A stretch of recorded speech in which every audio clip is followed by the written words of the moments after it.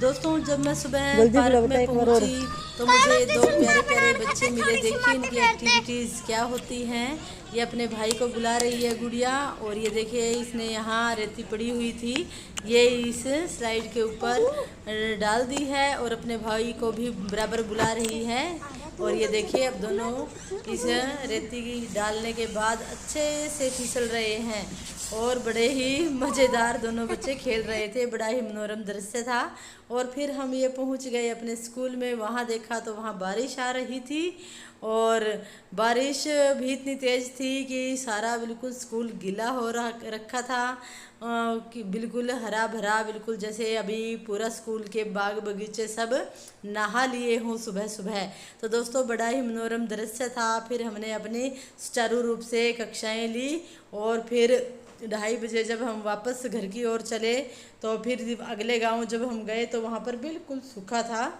बिल्कुल ही मैं आपको दिखा देती हूँ, ये देखिए बिल्कुल सूखा पड़ा है।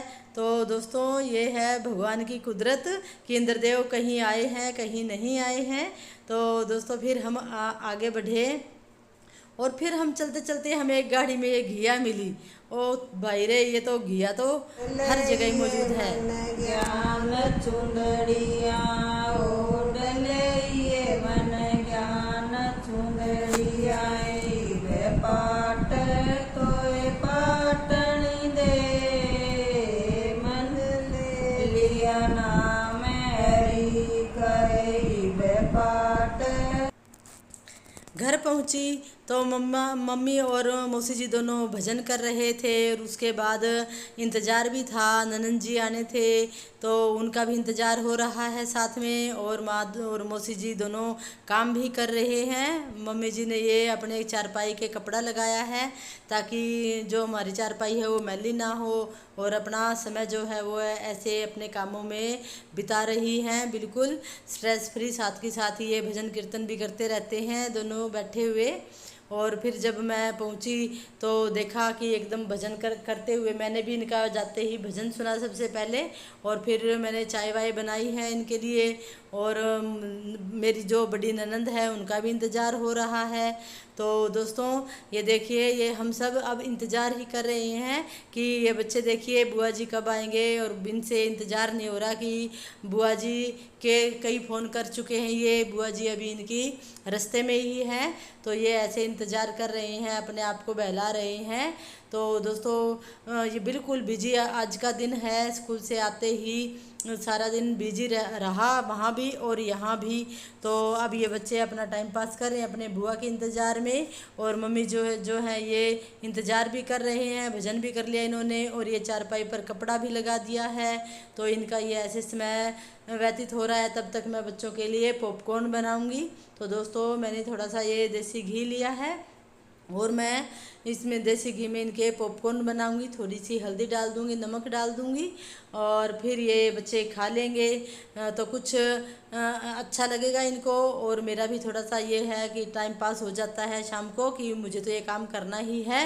तो दोस्तों ये देखिए बच्चों के लिए मैंने पॉपकॉर्न बना दिए हैं, ये बैठे बैठे अपने पॉपकॉर्न खाएंगे। तब तक मैं और रसोई की तैयारी कर लूँ कि दीदी आएंगे, मैंने क्या क्या बनाना है। और यहाँ अभी मम्मी जी ये खेत से और बड़ा बेटा जो है खेत से खाद ले आए हैं और मिट्टी ले आए हैं। ये मैंने पोट आपको दिखाए थे शॉर्ट वीडियो में कि पापा जी ने मंगवाए हैं, और इनका पेंट करना था। माँ ने कहा कि पेंट करने के बाद ही हम इनमें प्लांट लगाएंगे, लेकिन पिताजी को इतना नहीं है, इंतज़ार नहीं होता। और ये मैं क्रिसमस ट्री कृषि मेले से ख़रीद कर लेके आई थी। तो ये लगाना इनको बड़ा ही मज़ेदार था कि ये प्लांट लगाना है, ये क्रिसमस ट्री लगाना है। तो ये दोनों के दोनों लगे हुए हैं। दोस्तों देखिए पेड़ पौधों का हम सबको ही बहुत ज़्यादा चाव है। घर में हरियाली हो, हरे भरे हों। सबसे ज़्यादा तो हमारे मम्मी जी और पिताजी, मौसी जी और अपने बड़े पिताजी को ही होती है ज़्यादा खुशी।